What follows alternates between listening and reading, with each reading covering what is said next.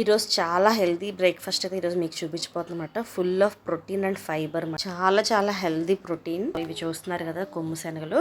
So ఇది అందరికీ తెలిసిందే. సో ఇవి వచ్చేసి మనం నానబెట్టుకొని ఉడకబెట్టుకుంటాం కదా, ఉడకబెట్టుకొని చాట్లా ప్రిపేర్ చేసుకొని తింటాము. బట్ దీంతో దోశలు వేస్తే చాలా చాలా బాగుంటాయి.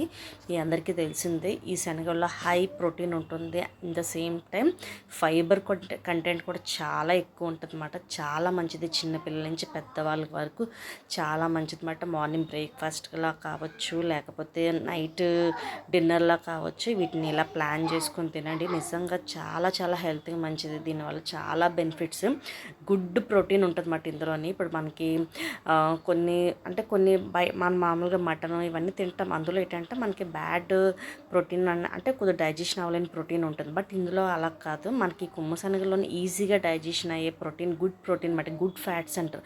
సో వీటి వల్ల ఏంటంటే మన హెల్త్కి చాలా మంచిది అన్నమాట. సో వీటిని ముందుగా శుభ్రంగా కడిగేసుకుని నేనైతే నైట్ మొత్తం నానబెట్టేసాను అనమాట. సో నైట్ మొత్తం నానబెట్టాక మార్నింగ్ ఒకసారి నీట్గా క్లీన్ చేసేసుకొని మార్నింగ్ బ్రేక్ఫాస్ట్ కోసం అయితే నేను ప్రిపేర్ చేస్తున్నాను. అండ్ ఇందులో వచ్చేసి జీలకర్ర, కొత్తిమీర, కావాలంటే కరివేపాకు కూడా యాడ్ చేసుకోండి. 2 పచ్చిమిర్చి, కొద్దిగా అల్లం వేసాను. ఉప్పు కూడా ఈ టైంలోనే యాడ్ చేసేసుకోండి.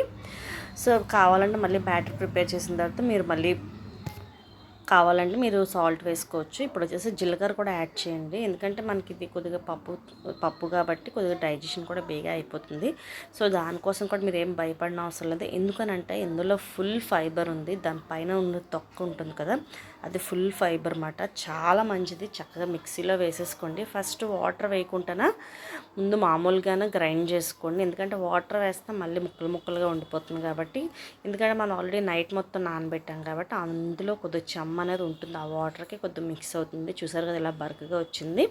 సో ఇలా బరకగా అయిన తర్వాత మీరు కొద్దిగా వాటర్ అనేది యాడ్ చేసుకొని మన దోశ బ్యాటర్లా ప్రిపేర్ చేసుకోవడమే. ఒకవేళ మీకు ఇదే దోశ కొద్దిగా మీరు రైస్ యాడ్ చేసేసి వేయాలనుకుంటే అలా కూడా వేసుకోవచ్చు.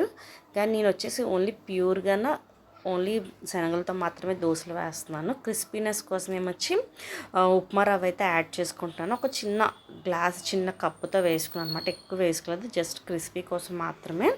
ఎందుకంటే ఇందులో నేను బియ్యం యాడ్ చేయట్లేదు, ఓన్లీ శనగలతో మాత్రమే వేస్తున్నాను దోశలు. సో అందుకనే ఓన్లీ ఉప్మా రవ్వ మాత్రమే యాడ్ చేశాను.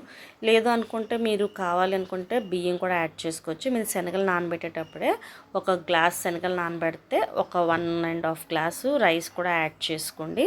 లేదు అనుకుంటే రైస్ బదులు అటుకులు కూడా యాడ్ చేసుకోవచ్చు. ఇవన్నీ క్రిస్పీనెస్ కోసమే. నేనైతే అవి ఏమీ యాడ్ చేయట్లేదు, ఎందుకంటే ఇది ఫుల్ ప్రోటీన్. సో మనం ఏంటంటే ఏమీ యాడ్ చేయనప్పుడు కొద్దిగా ఇది ఏంటంటే చాలా జాగ్రత్తగా దోశ అనేది వేసుకోవాలి. అండ్ ఈ బ్యాటర్ కూడా మనకి దోశ బ్యాటర్లో పలచగా కలుపుకోండి, తిక్కిగా వద్దు.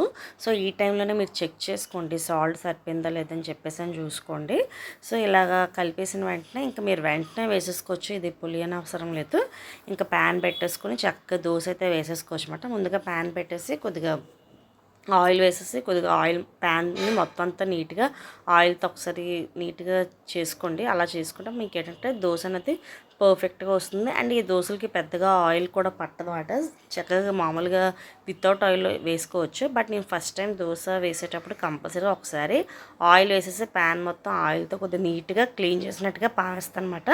సో అలా పావడం వల్ల ఏంటంటే దోశ అనేది పర్ఫెక్ట్గా విరగకుండా వస్తాయి. సో ఇంకా అలాగా మీరు కావాలంటే మనకి ఉల్లిపాయ ముక్కలు కూడా వేసుకోవచ్చు. నేనైతే ఆనియన్స్ కూడా వేసేసి ట్రై చేశాను, టేస్ట్ అయితే అదిరిపోయింది. ఓవరాల్గా చెప్పాలంటే మనకి పెసరట్లు టేస్ట్ అయితే వచ్చింది. బట్ పెసరట్ల మీద ఇదైతే మటుకు చాలా టేస్టీగా ఉన్నాయి. సీరియస్లీ నిజంగా చెప్తున్నాను, మీరు ట్రై చేయండి, డెఫినెట్గా బాగా నచ్చుతుంది. సో ఇప్పుడు నానబెట్టుకుని తినడము, మొలకలు ఎత్తే ఇప్పుడు అది రొటీన్గా బోర్ కొడుతుంది కదా. సో ఇలా ఒక్కసారి ట్రై చేయండి. మీరు ఏవైతే నానబెట్టుకొని మార్నింగ్ బ్రేక్ఫాస్ట్లో తినాలనుకుంటున్నారో వాడినే జస్ట్ మిక్సీ పట్టేసి ఇలాగ దోశలా వేసుకొని తినండి, మీకు చాలా బాగా నచ్చుతుంది. చట్నీతో కూడా ఎంజాయ్ చేయండి, ఉత్తుగా కూడా తినేయచ్చు, ఎందుకనంటే మనం అన్నీ యాడ్ చేసాం కదా. సో నేను వచ్చేసి ఇక్కడైతే అల్లం పచ్చడితో అయితే తింటున్నాను అనమాట. టేస్ట్ అయితే అద్దరిపోయింది. ట్రై చేయండి, కంపల్సరీగా మీకు నచ్చుతుంది. చాలా హెల్దీ రెసిపీ. సో మీ ఫ్రెండ్స్ అండ్ ఫ్యామిలీ మెంబర్స్కి షేర్ చేయండి. So thanks for watching. Video నచ్చితే ప్లీజ్ సబ్స్క్రైబ్ చేసుకొని లైక్ చేయండి. Okay, bye.